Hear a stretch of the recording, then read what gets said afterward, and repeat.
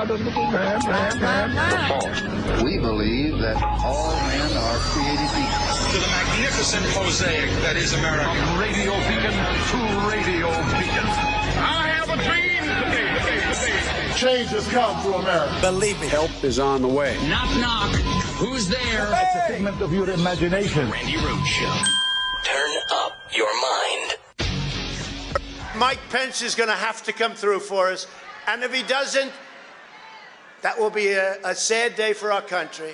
And Mike Pence, I hope you're going to stand up for the good of our Constitution and for the good of our country. And if you're not, I'm going to be very disappointed in you. I will tell you right now.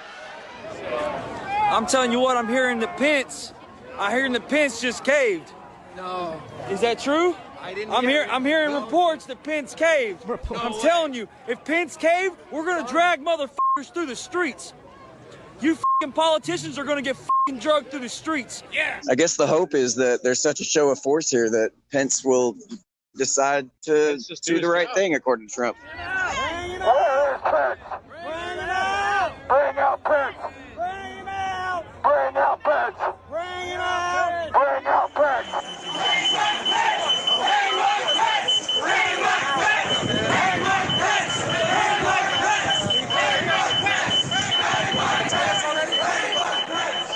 Holy crap. I mean, too much Game of Thrones? What do you think this is? Mental illness? I don't know. But obviously that was shown yesterday at these hearings.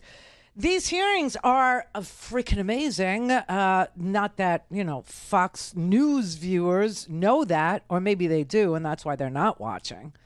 But it's being boycotted. Honest to God, I swear to God, forget takeaways. Forget takeaways from those hearings yesterday. Just take him away. Really, just go get him. This man literally almost threw us into a revolution, wrapped inside of a constitutional crisis, stuffed inside of an armed, angry electorate. Wow, this is amazing. It is absolutely frightening. So Tuesday, they will reconvene. Tuesday, we will have another hearing. Tuesday will be about how Donald Trump literally pressured state election officials and state legislators to change the election results. Just like that simple. That's what we'll have on Tuesday, 1 o'clock in the afternoon. Honestly, I have to tell you, I have never in my life seen a thug like this be the president of the United States of America. I mean, Richard Nixon, ha, ha, ha. Oh, we laugh. What did he do? He burglarized the Democratic National Committee headquarters at the Watergate Hotel. He burglarized and then covered it up. So this is just amazing. This is really crazy. And it's happening in the heat of the summer. Oh, the summer. So this is our summer pledge drive is apparently what it is. So this is the last day of the Free Speech TV summer pledge drive. And summer hasn't really even begun. Not that you would know that from the dead cattle that are out in Kansas or Yellowstone. That's just, it's like underwater. It makes me want to go to Yellowstone for the summer vacation that I never get. Only because I just have a feeling it won't be there if I wait any longer. There's no AC in the Midwest. It's incredible. Everybody's heat index is like triple digits now, and you have no air conditioning, and people are armed. So we had a shooting in a church last night in Alabama. And I just found out that the perpetrator, the guy who had to be wrestled to the ground because he killed 2 people and wounded a 3rd woman, this was a baby boomer potluck dinner, right, is what it was. The perpetrator, the shooter, was wrestled to the ground by the other boomers at the potluck dinner, and the shooter was 71 years old. Something's so wrong in the United States. Something is so, like, we can't go a day without a shooting at a church. Can't go a day without, and we're not going to get a gun bill. This is week 2 of we have a deal, right? Last week we were told we had a deal. And last week we thought we were going to get some weak tea gun legislation, something to close the boyfriend loophole. But I told you in passing last week that the reason why we didn't have a bill last week is because the Republicans can't agree on the wording for who is and who isn't a boyfriend.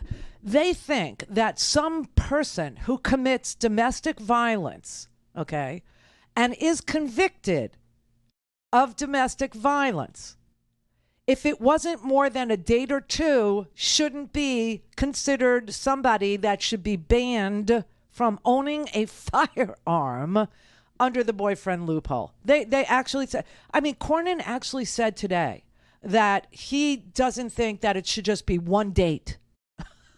But we're talking about somebody who was convicted of perpetrating violence against somebody that they were dating.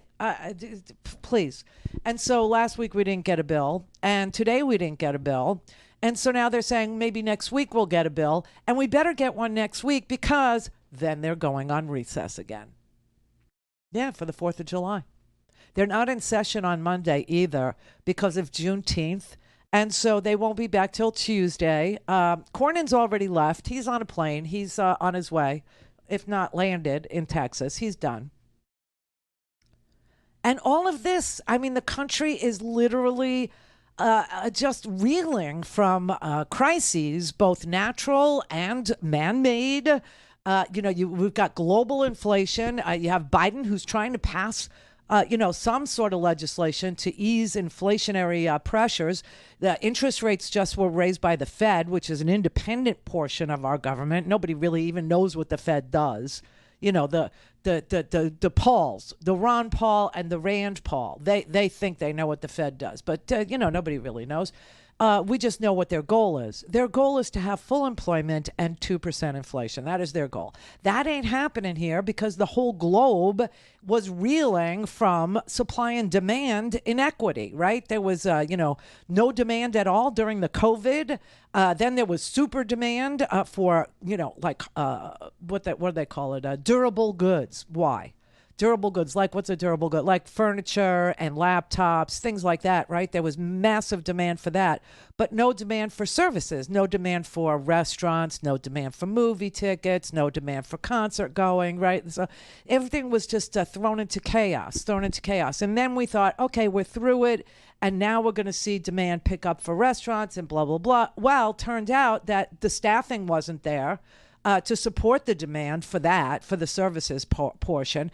And China went into lockdown. So there was, durable goods weren't being made. And then we had energy prices skyrocket because Russia invaded Ukraine.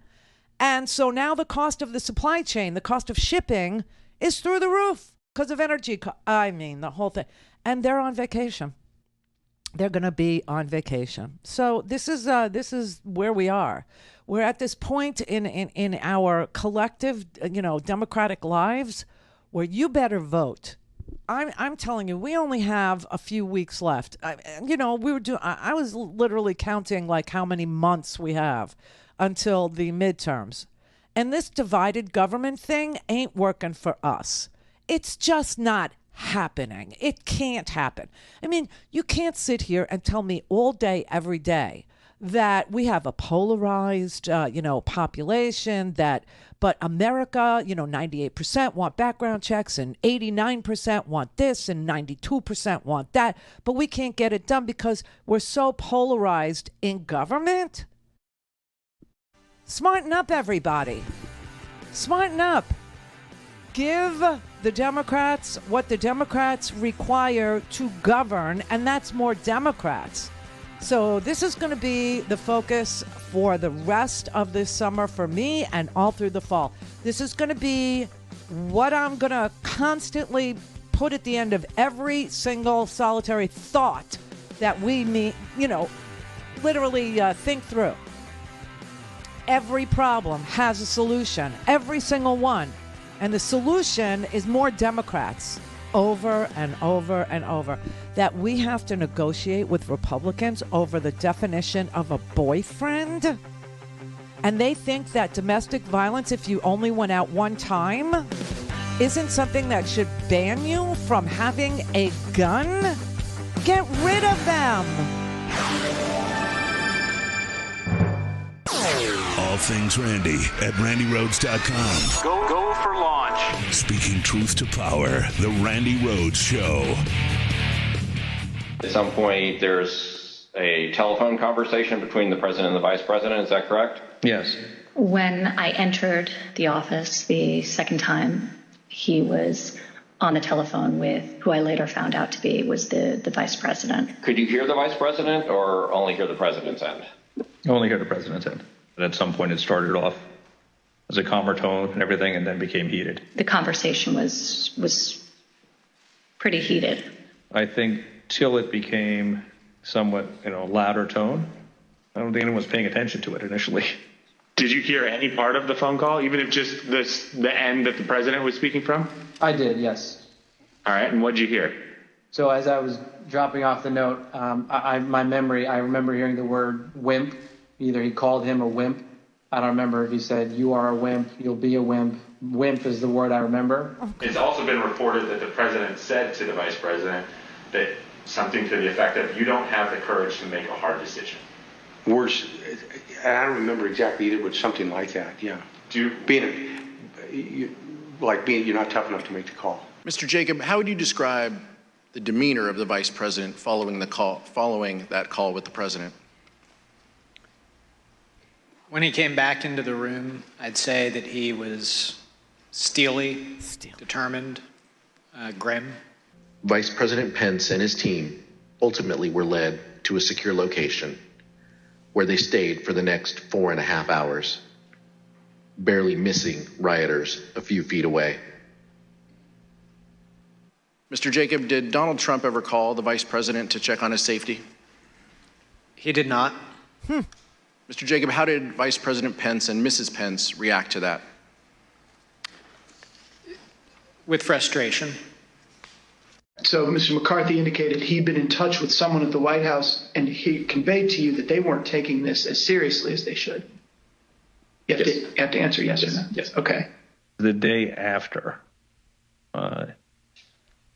Eastman, I don't remember why he called me, or he texted me or called me, wanted to talk with me, and he said he couldn't reach others.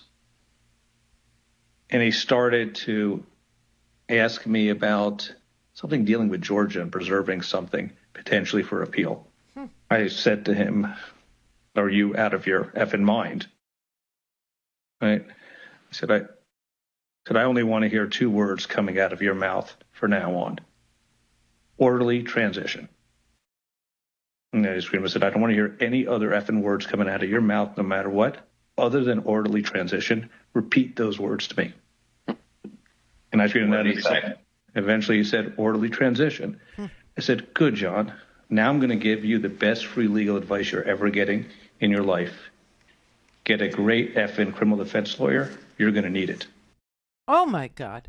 This is what's going on, by the way, Tuesday. You know what Tuesday is? Tuesday, they're going to have the hearing. They're going to have the Georgia election officials are going to go and be sworn under oath. So we'll hear from Raffensperger, I'm guessing.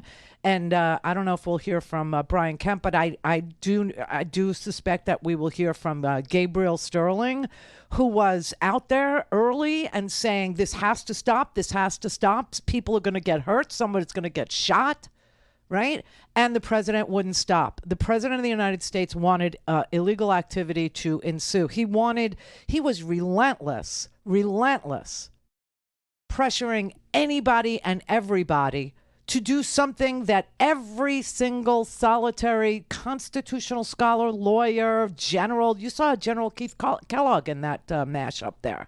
Okay, everybody telling the president and the president's allies that what they wanted to do was illegal, that the president understood that. He understood that he lost. He understood that this was, an attempt to fundraise and to try to hold on to power even though he had lost the election, and that Donald Trump knew those things. He knew that. He knew that he knew that he lost. He knew that he could raise money off of a lie, saying that he needed money to, fight this, that the Democrats had stolen something from you, stolen something from him. He knew that was a lie, but he saw the fraud being an opportunity to raise money, and he saw the fraud in a sliver of opportunity to hold on to power. And there are people who are constitutional scholars now who are saying he'll do it again. He'll do it again. because he hasn't been held accountable for any of it. And here, I mean, if this is the Pence story, I'm kind of shocked that Pence didn't show up yesterday. I mean, I have a theory as to why Pence didn't show up, but I'll just leave it on the side here because, Pence didn't show up. That's a fact. He didn't go. He didn't get deposed. He didn't show up for the hearing.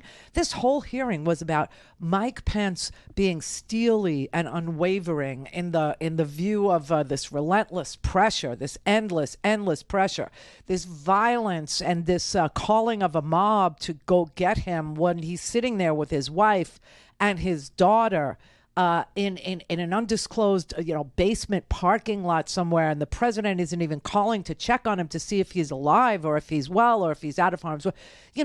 And Mike Pence is, he didn't testify. He didn't testify. I find this fascinating. I really do. So now they're telling, Mike Pence is the hero and all that. Yeah, then why didn't he testify? Why didn't Mike Pence show up yesterday? I mean, obviously, you don't just show up to testify. There's depositions prior to you giving testimony so that when you finally do show up for questioning, everybody knows what the answers are because lawyers never ask a question they don't know the answer to. And the reason why they're able to do that is because there are depositions ahead of being sworn and giving testimony to the public, to the jury. And we're the jury, right? But I just find it so fascinating that they're telling us that he was so close to dying. He was so close, and he didn't bother to show up. By 2:24 p.m., the Secret Service had moved Vice President Pence from the Senate chamber to his office across the hall.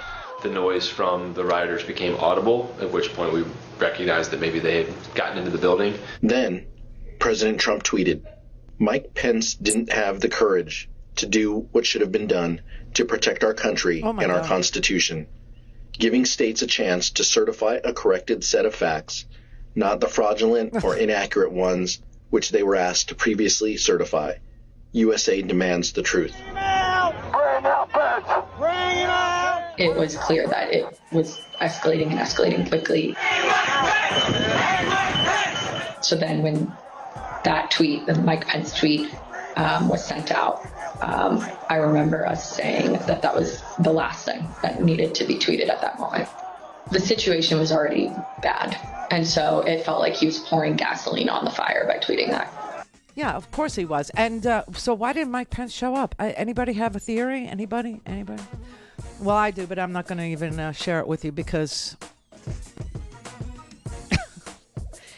it includes Mike Pence having to either perjure himself or admit that he was still trying to help Donald Trump. And then he wouldn't be a hero, you see. But he did refuse to do the illegal thing because while he looks lovingly at Trump all the time, he wasn't willing to go to jail with him. Call in, connect. To speak to Randi, call 561-270-3844. 561-270-3844. All right, happy Friday to you. This is the last day of the 2-week summer free speech TV pledge drive. We're making them shorter and tighter for your listening pleasure. But that gives us less time to raise the $250,000 that we try to raise each and every pledge drive. That's what we do so that we can pay everybody that works in Denver, Colorado to make free speech TV, to make it available on DirecTV Channel 348 and Dish Network 9415, et cetera, right?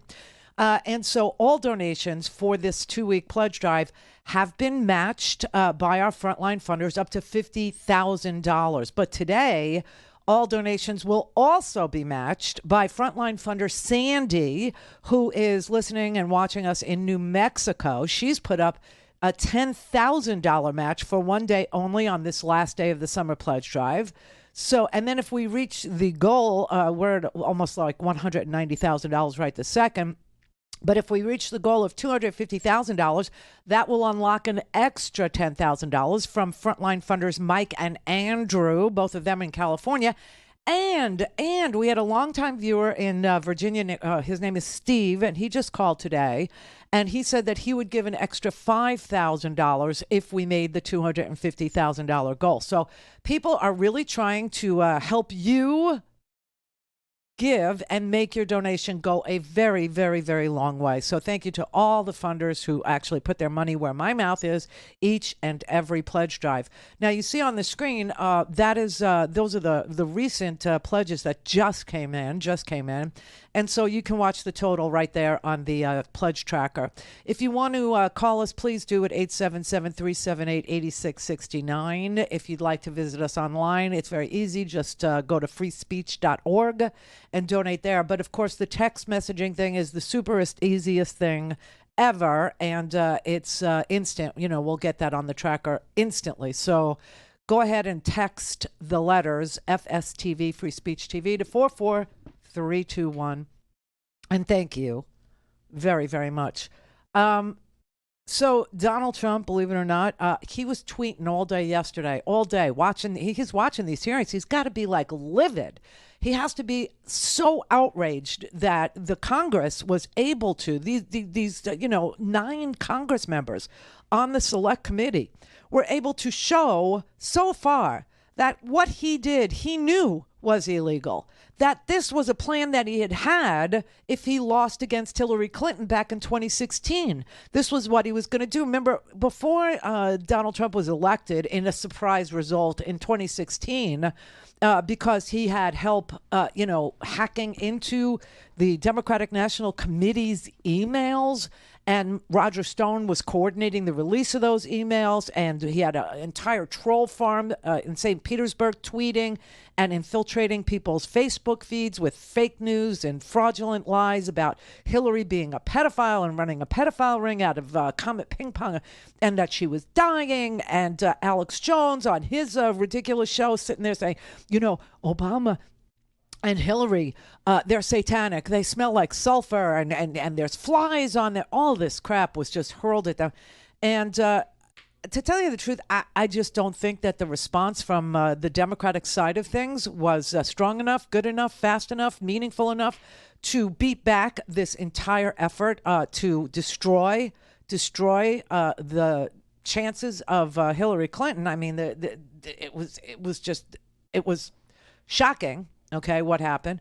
But then he won. But, before he actually won, he thought he was going to lose. And he said that if he lost, it was because the election was rigged. And he was building that into his pitch every single time he appeared ahead of the 2016. So that means he had a plan. So the plan was not deployed. And I remember saying, because we had just started the show. We had just started again with the podcast thing, right? Because I was on the side thinking, we were good to go. Everything was hunky-dory. We'd be okay. And then it dawned on me, oh, my God, he could win. And so we built this studio and came back, right? And I said, what's going to happen if he wins? He said it's rigged. He kept saying it was rigged. Well, as soon as he won, he dropped the whole claim. He just stopped saying it. But they had this plan, and it was already done, and they knew exactly what it would look like, sound like, smell like, and how they would deploy the plan. And now that they were in power, that the plan was even more deployable. The plan was even more doable, right? And so they felt very confident that they could, cheat and lie and steal a second election, or at least try. But they knew it was illegal. That's what yesterday was about. Yesterday was about showing you that Mike Pence had reached out to every legal mind that he trusted, who happened to be the conservative crowd of the legal community, the Fourth Circuit Court of Appeals Judge Michael Ludig and Dan Quayle's dudes, right? And they were like, please tell me I can do this. Tell me I can do this. That's what I think he was asking. And they were all telling him, you can't do this. You can't. There is nothing in the Constitution. There is nothing in U.S. law. In fact, when Thomas Jefferson tried to do this, against John Adams in 1800, this is when they amended the Constitution. And in 1803, we got the 12th Amendment. And that was to lay out that you had, as vice president, no role in choosing or undoing the will of the people. That the founding fathers had no intention of giving one person The privilege of selecting the president of the United States. It wasn't a thing that you could do.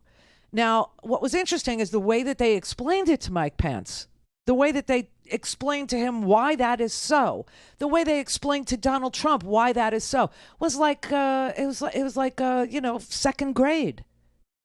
At least when I was in school. Now I don't think you learn this till 10th grade. Okay, I don't think you even learned about Columbus being a drunk ever in school anymore.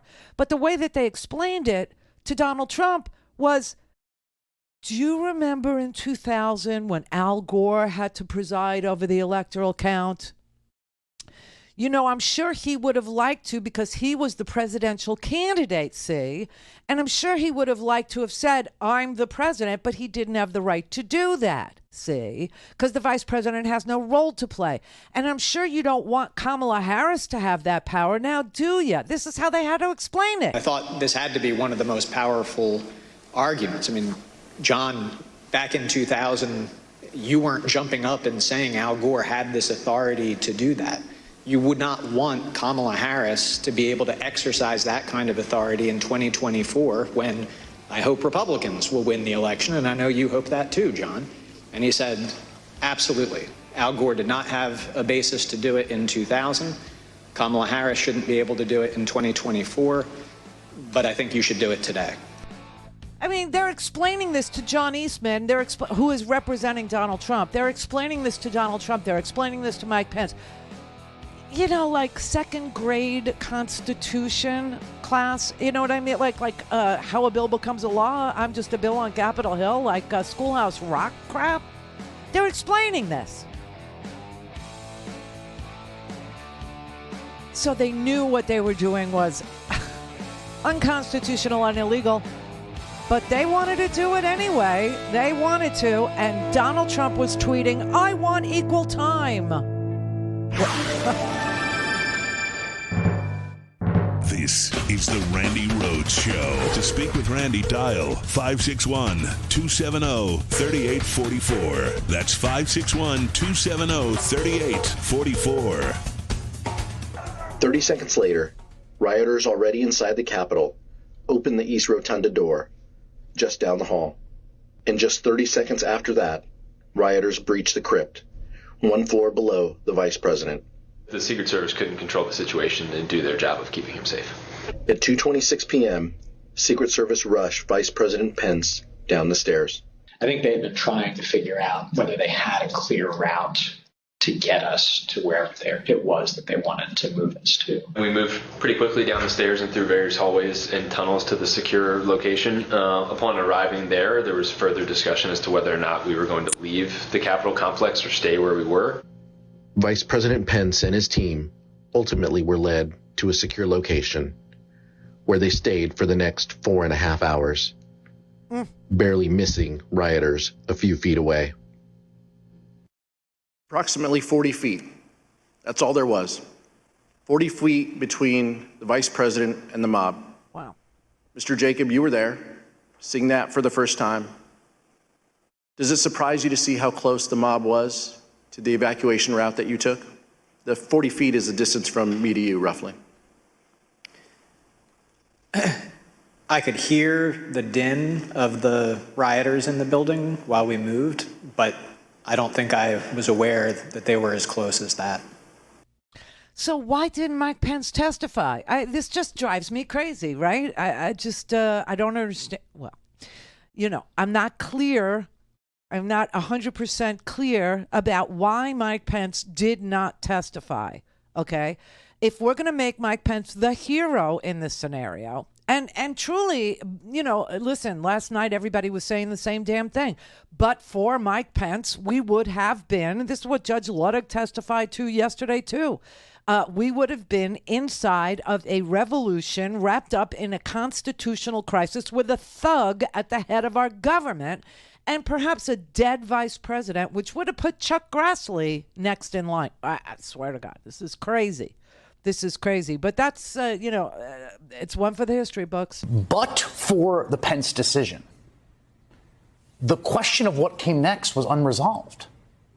that if Pence had gone the wrong way, that in some ways the sort of evil deviousness of the plan was that they had identified the proper weak link in the constitutional chain, that they had found the spot in the bank to break into to pull off the heist. There was one person to beat. There was one alarm to get through. It was Mike Pence. But had they gotten through, had they pressured Mike Pence, had they gotten to Mike Pence, the phrase that Greg Jacob used, which is a good phrase, the constitutional jump ball. Yeah. There was no roadmap. If Mike Pence went into that joint session on January 6th and said, under my constitutional authority and authority under the Electoral Act, I say that these electors are no good. Right. And that, like, the what comes next question, which was stalking Kate in those days up to January 6th. My wife was a constitutional law professor. It was stalking me. And I think there was always this sense of like, this is all still crazy, or Trump's throwing a tantrum. It's like, no, like for all of their weird incompetence and bullying and the crankishness of John Eastman, the plan they happened upon, because it turned on one man. Yes. And the authority that the statute had given him on that day, they were not that far. Yeah. And that's the thing that Greg Jacob... They were wrong, but it was arguable. Yeah. They were wrong, but they had found the correct leverage point. Yeah. And they had found the correct portal through which to essentially warp the nation from a constitutional democracy to one in which power was decided in the streets. Yeah. And the portal was Mike Pence and a few of his advisors and Judge Ludig, who basically say, you shall not pass, thank God. Really? That's how close we came to being a dictatorship. That is how close we came to a coup. That is how close we came. They had figured out that there was one entry point into a constitutional crisis left, and that one entry point was Mike Pence. And if Mike Pence could be convinced to not certify that election, if Mike Pence could be told by Judge Ludig or some conservative constitutional scholar or, a Dan Quayle or somebody could convince Mike Pence that he had authority that he did not have under the Electoral Count Act to not accept the electoral votes that were certified in the states by the legislatures, the governors of those states, and sent to a ceremony, just for a ceremonial, opening of envelopes, basically. It would have been like that scene in The Godfather. It would have been like Goodfellas, okay, where they're talking about the Lufthansa heist, and they found the one vulnerability that was at Idlewild Airport, which is now JFK, okay? And that was their henchman, their thug friend, who said, but what about security? He goes, you're looking at it. You're looking at it. I'm it. I'll pass you the key. It's completely undetectable. It's undetectable. Mike Pence was that security guard. That's all he was that day. A guy in a polyester uniform, okay, who had the key to the dictatorship, who had the key to unlock the door to turning America away from democracy and into authoritarianism. And if Mike Pence would have gone along with this caper, if Mike Pence would have gone along with the fact that he was all that was standing in between democracy and a dictatorship, but he decided he wanted a dictatorship instead of a democracy, Mike Pence could have done it. That's how devious and thuggish Donald Trump is. That he, and because Pence wouldn't do it, he wanted to have him whacked. Seriously. Because Mike Pence went and got legal advice instead of getting mob advice. And Mike Pence's legal advisors, like this Greg Jacobs who testified yesterday, and Judge Ludig, that's what this was about yesterday, to show you what Mike Pence was being told. And Mike Pence was obviously being told that what he was being asked to do was completely illegal, just like, in Goodfellas, but that if Mike Pence had the personality or the lack of character that is required to be a thief, to steal, he could do it. He could do it. He was the entry point into the end of the democratic way of life that we have had in this country for 240 some years. Okay. And the fact that he didn't do it, you would think would make him want to go to Capitol Hill and tell us. But he didn't show up. He didn't show up. So many of them didn't show up. Mark Meadows didn't show up. Ginny Thomas, now they want to talk to her. It is so bizarre how many people just refused to, tell the truth about what was going on there.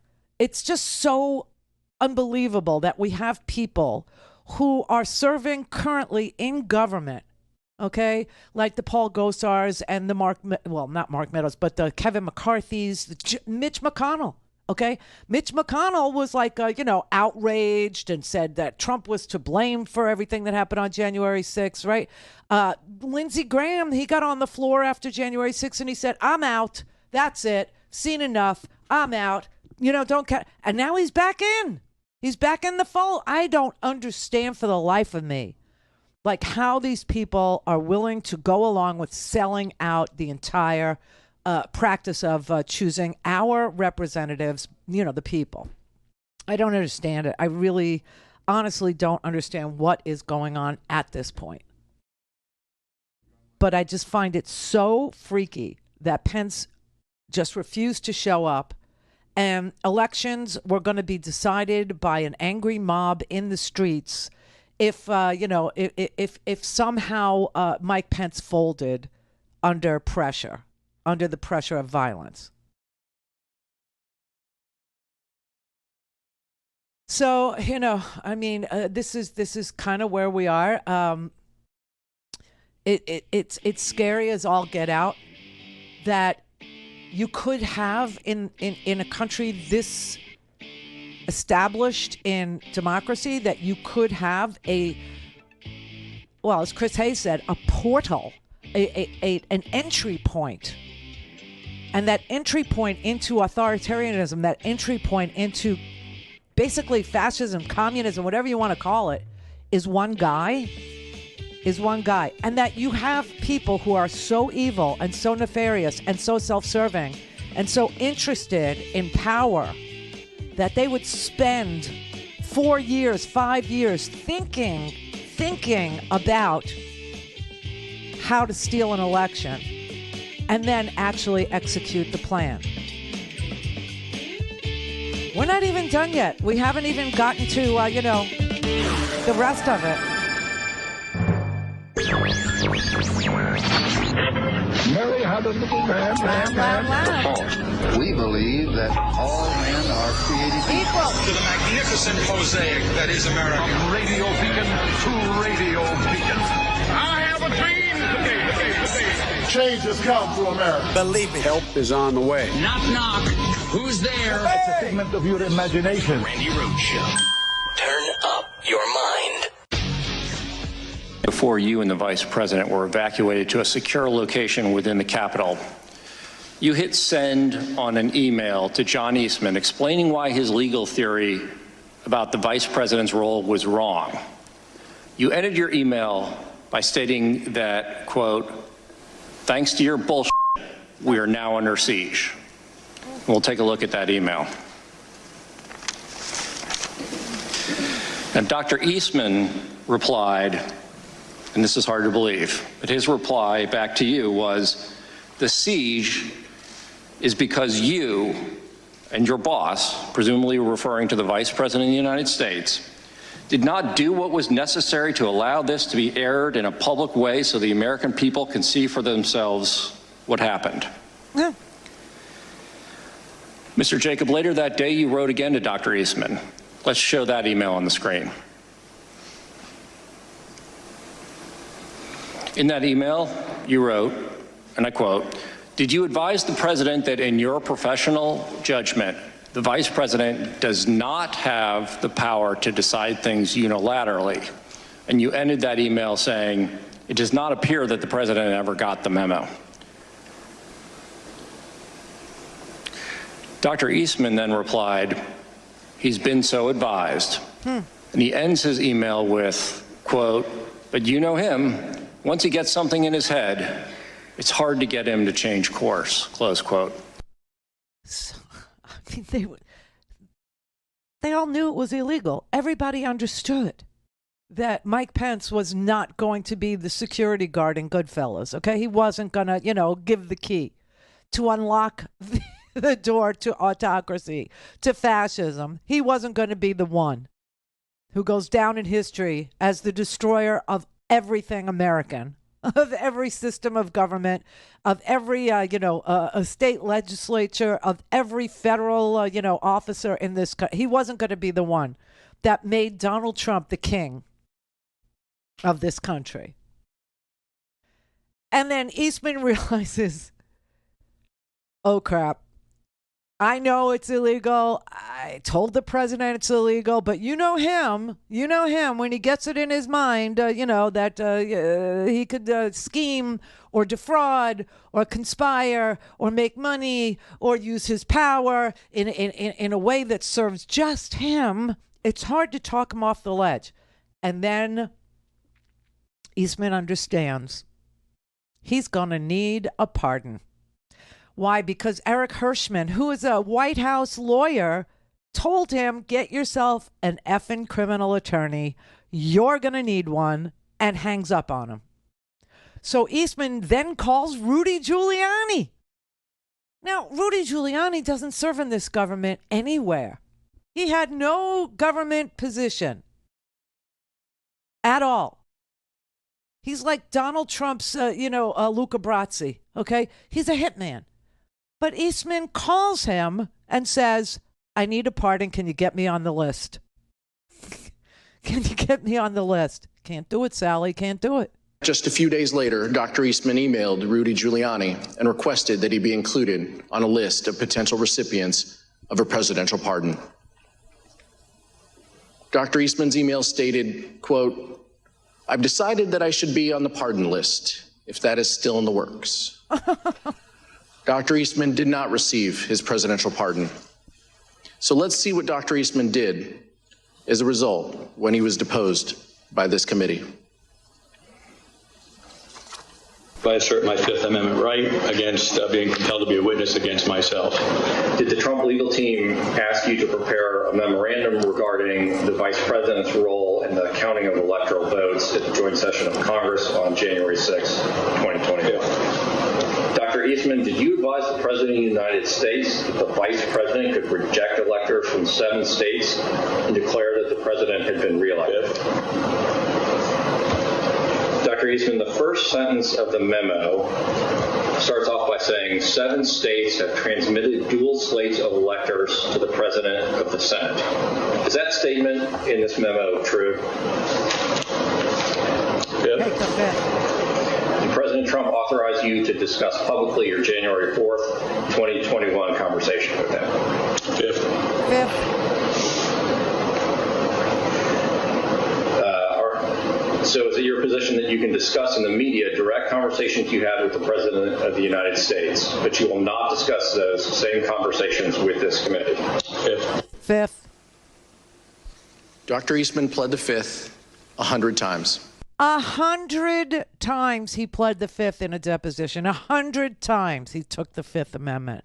That's Dr. Eastman. That's who he is. He's like Tessio, okay? He went to Tom and he said, can you do it? Can I get on the list for old time's sake? Can I get on the list? You can't do it, Sally. Can't do it. And so he was forced to go to a deposition by subpoena. And in that deposition, Mr. Eastman, who is a constitutional scholar, who's a legal, he's a legal eagle. He's the person that Donald Trump turned to for legal, guidance and advice to get him to overturn the results of a free and fair election. And he's the one that had to take the Fifth Amendment 100 times in his deposition. 100 times. That is painful. And the fact that he still has a law license is just, it's stunning. That Rudy still has, although Rudy is suspended. in New York, that these people could continue to practice law when they're so lawless, is such a glitch in the system. Now, obviously, people go, well, why are we having these January 6 hearings?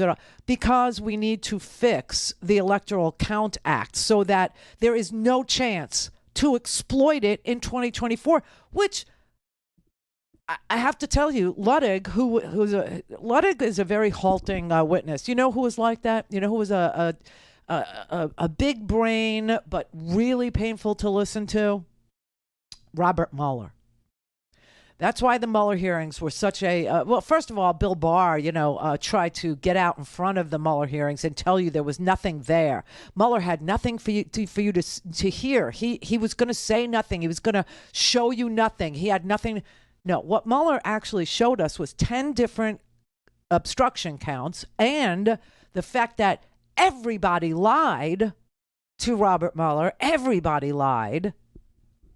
To the point where they needed pardons. They needed pardons. Flynn lied so hard that he needed a pardon. I mean, Roger Stone lied so hard he needed a pardon. Everybody likes to forget this crap, okay? But Mueller was such a hard-to-listen-to witness. Great investigator. It was a complicated, troll farm issue, 13 indictments against Russians, obviously, 10 counts of obstruction. But the Office of Legal Counsel said, well, you can't indict a sitting president. Well, he's not the sitting president anymore. We still have that. Now we got this. That's why I said, just take him away already. Just do it. Just get rid of him. Just put him where he belongs, in jail. And all of these quote-unquote allies who asked for pardons, all of these quote-unquote allies who knew that there would be violence that day. Mo Brooks wore a bulletproof vest to the Stop the Steal rally. Who wears a bulletproof vest to a rally if they don't think there's going to be some sort of violence? No one. That's the correct answer to that. No one. All of them need to get the hell out of governing. They need to get out of the practice of law. They need to get out of the government of the United States of America. Their oaths are a joke that they would protect and defend the Constitution. It's hysterical at this point. It's a sad, but it's a joke.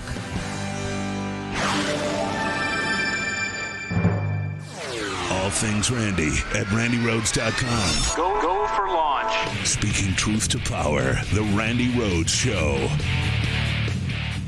I have written, as you said,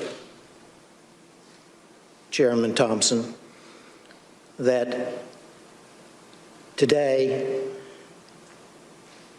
almost 2 years after that fateful day in January 2021, that still Donald Trump and his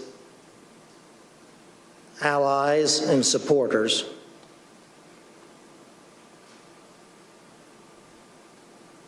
are a clear and present danger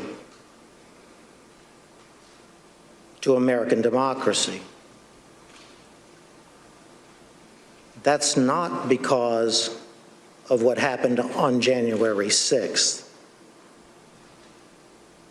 It's because to this very day, the former president, his allies and supporters pledge that in the presidential election of 2024, if the former president or his anointed successor as the Republican Party presidential candidate were to lose that election, that they would attempt to overturn that 2024 election in the same way that they attempted to overturn the 2020 election, but succeed in 2024 where they failed in 2020. I don't speak those words lightly. I would have never spoken those words ever in my life, except that that's what the former president and his allies are telling us. So that was Michael Luttig, the conservative judge from the Fourth Circuit Court of Appeals, federal judge, obviously. And, he was the person who was telling Mike Pence that there was absolutely nothing, no role for him to play except to open envelopes. And yes, he was a tough witness to listen to. I mean, I actually, while he was testifying, you could get up, go to the bathroom, come back, sit down, put your headphones on, pick up your microphone in between syllables. And people were saying, oh, maybe he had a stroke or maybe he's got some disability. No.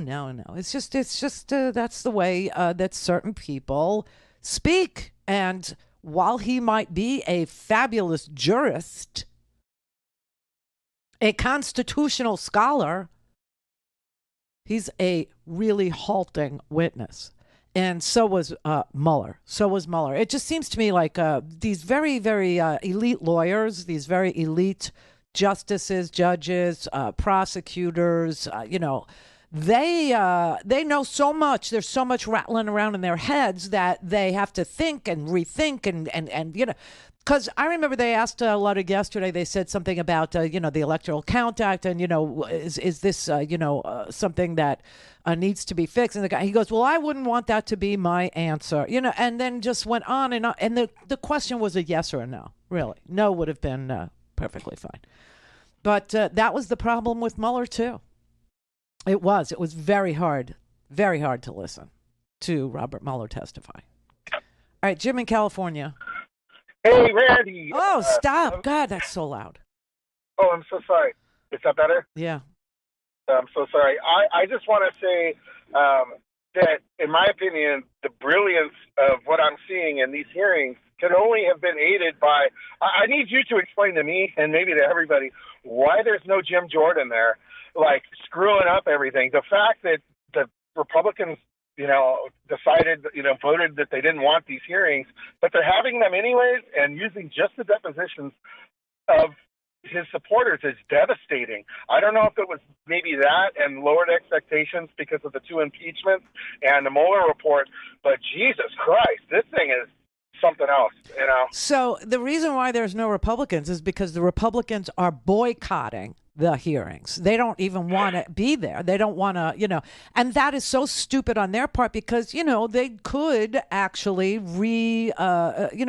question the witnesses. They could redirect. They could, do cross-examination. They could, question the witnesses and maybe frame the facts in a light that's more flattering to them, but they just chose to boycott it. And so this is the way that the hearings are playing out. That's number one. Number two, what's really interesting is that every single solitary witness so far is a Republican, some deep in Trump world, except for Judge Luttig.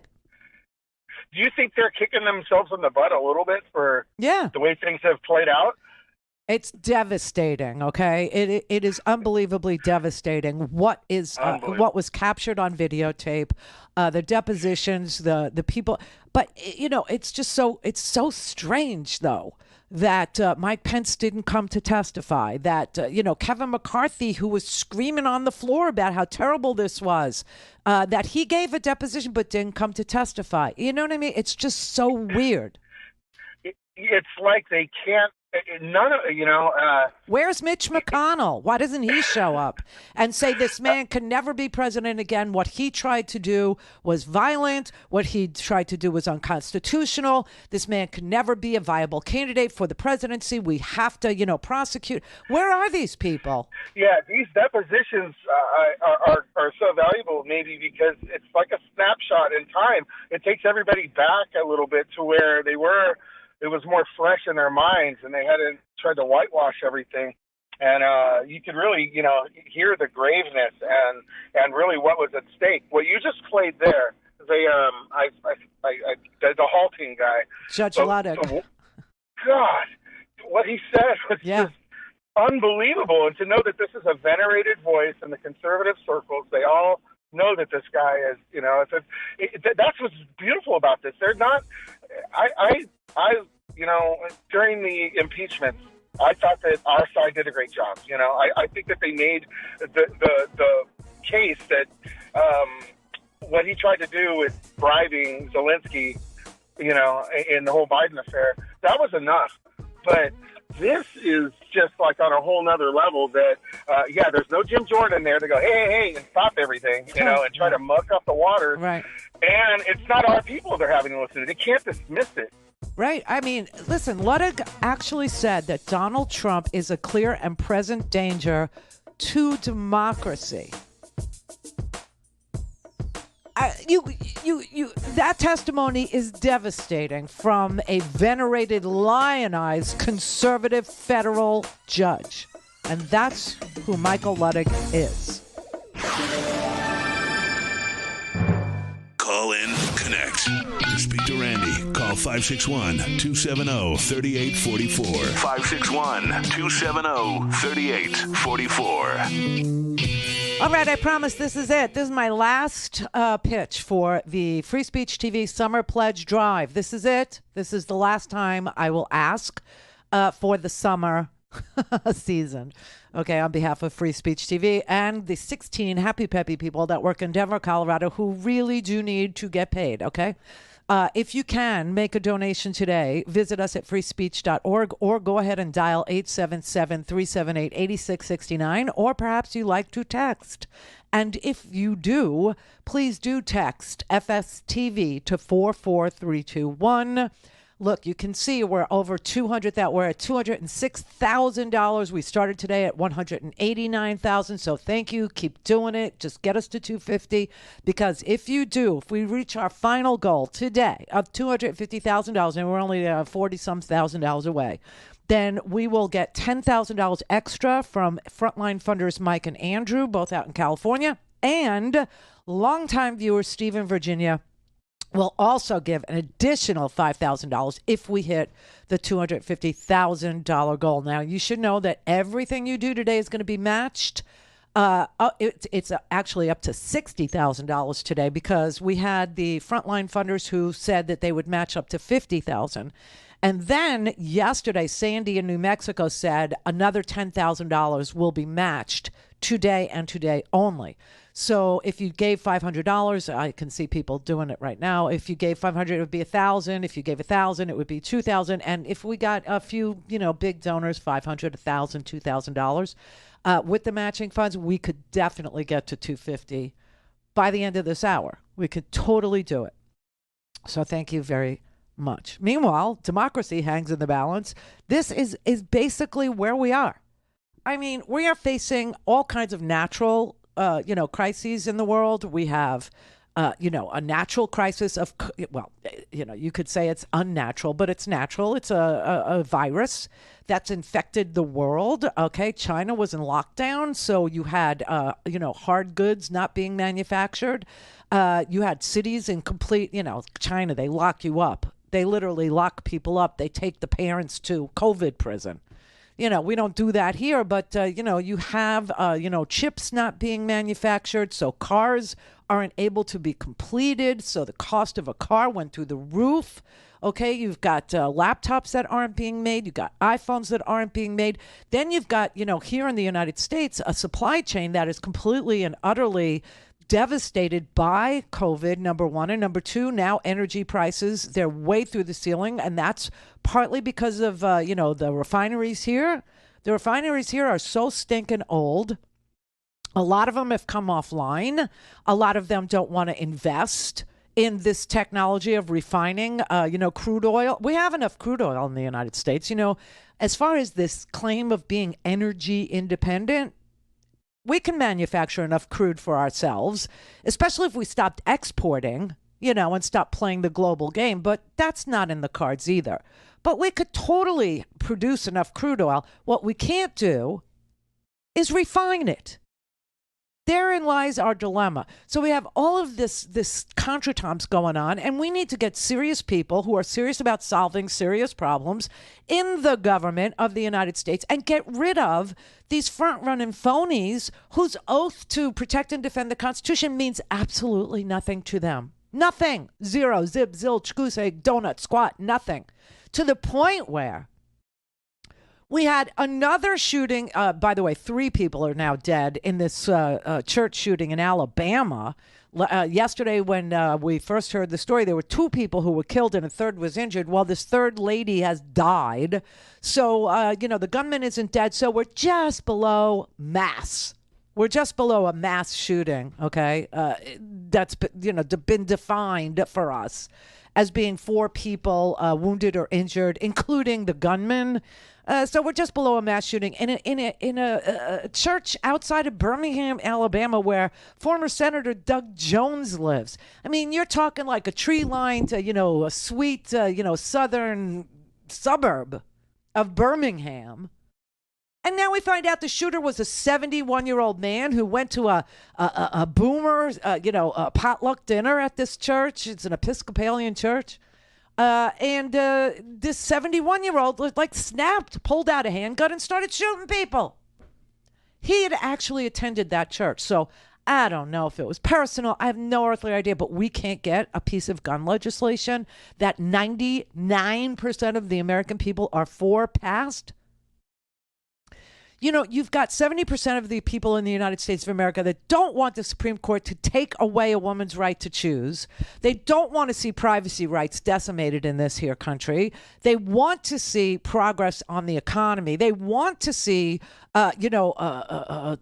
background checks for, people who might be domestic, violence perpetrators, or for 71-year-old men who are a danger to themselves or others. We would like to see a background check, and we can't get that done. Can't get that done. Something is so wrong. I will tell you this in a little nutshell. So the periods of the most progress in this country, the periods where we saw social justice progress, where we saw, Medicare and Medicaid come into being, where we saw us win wars, where we saw, us save ourselves from a depression.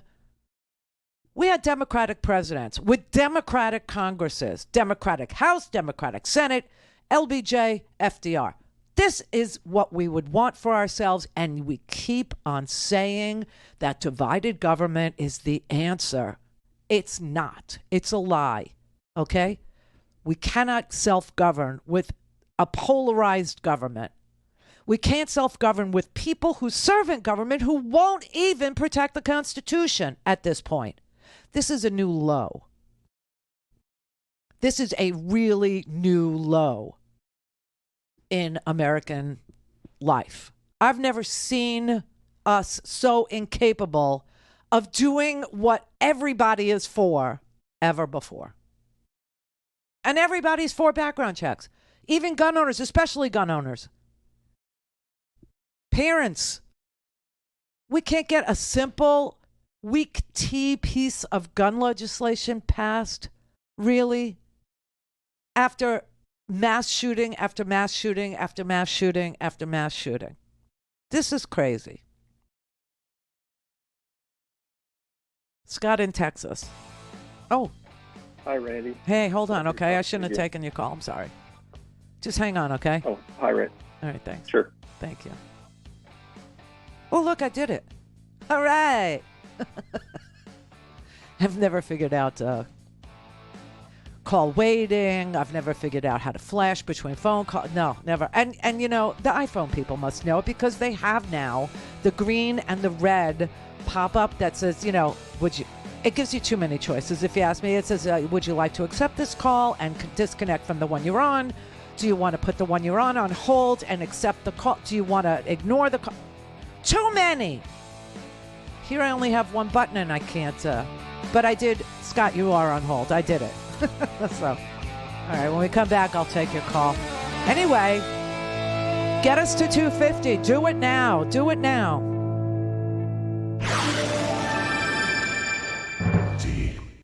This is the Randi Rhodes Show. To speak with Randi, dial 561-270-3844. That's 561-270-3844.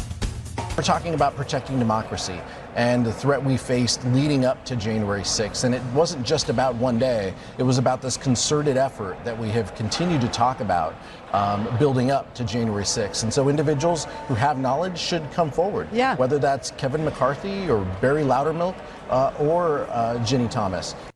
Or Lauren Boebert or Paul Gosar or Andy Biggs or Scott Perry from Pennsylvania or any, Because I will tell you on Tuesday, we're going to hear from the Georgia election officials. And that should be fascinating because they will play the president's phone call, the perfect phone call.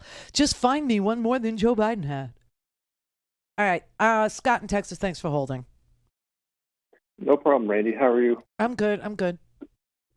Hey, I was going to jump in the discussion about Pence and January 6th. Okay.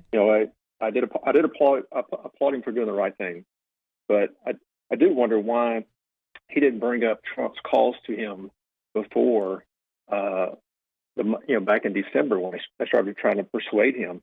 And then also I was wondering, the bigger question is, Trump and his administration has found that weak spot in trying to certify elections. Yep. How can that in the future be changed where one person, a vice president, could say, "Well, no, yes, maybe I do certify." Right. That was a very scary moment. I was watching a lot of the coverage last night on TV. Some of you were playing earlier with Chris Hayes. Yeah. I mean, that's sobering. That makes you want to go get a drink real fast. It was. That's why, I wanted to play it on this show because the way that he phrased it was very, very simply understandable. It was, was that security guard from Goodfellas.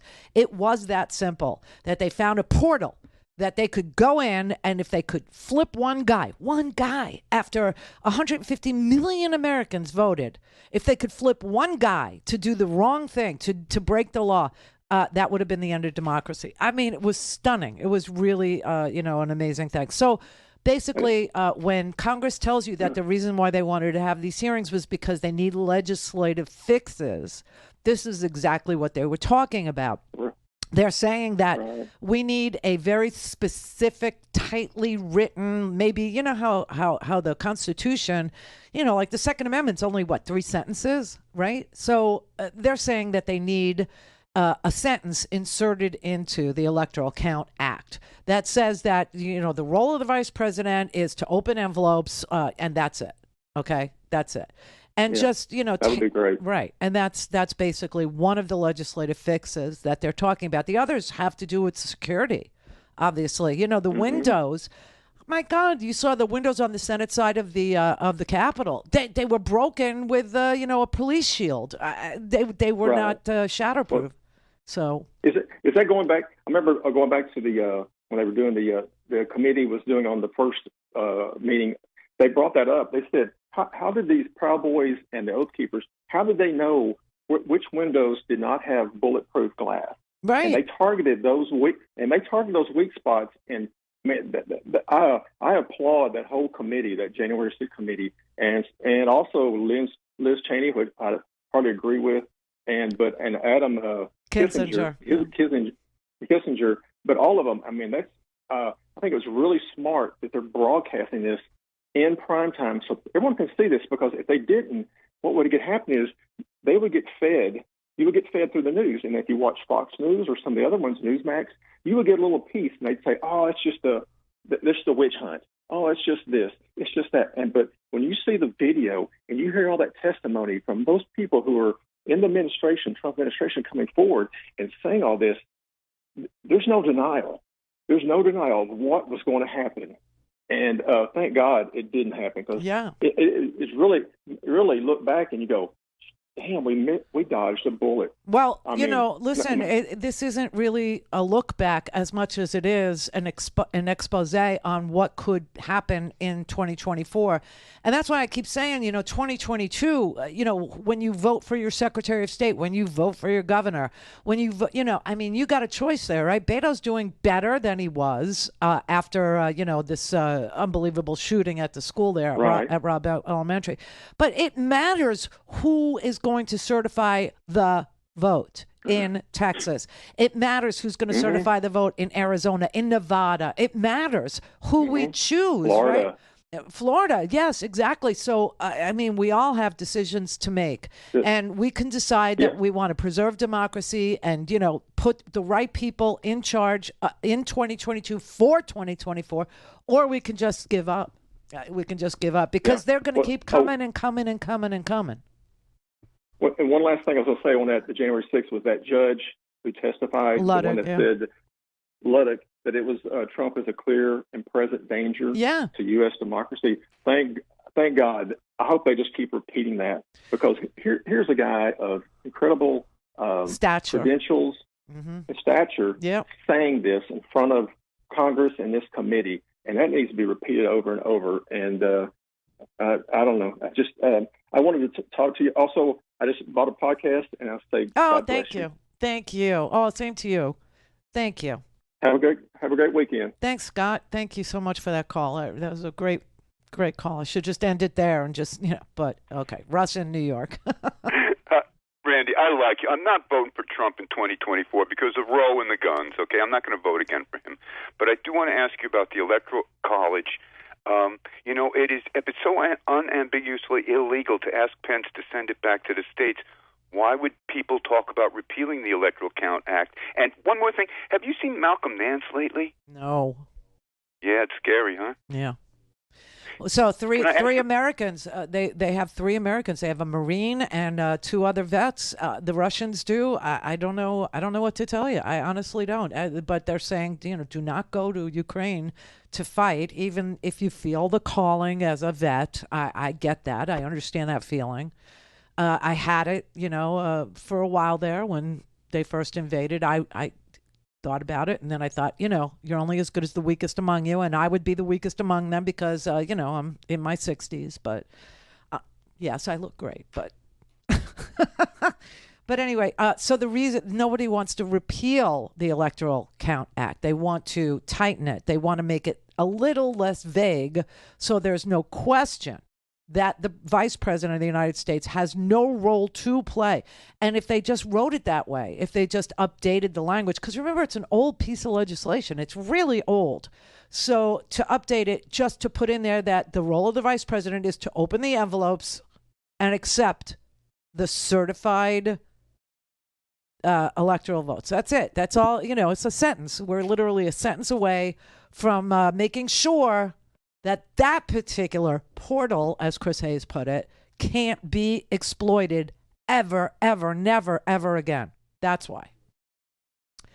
John in New York, and that will be the last call, I'm sure.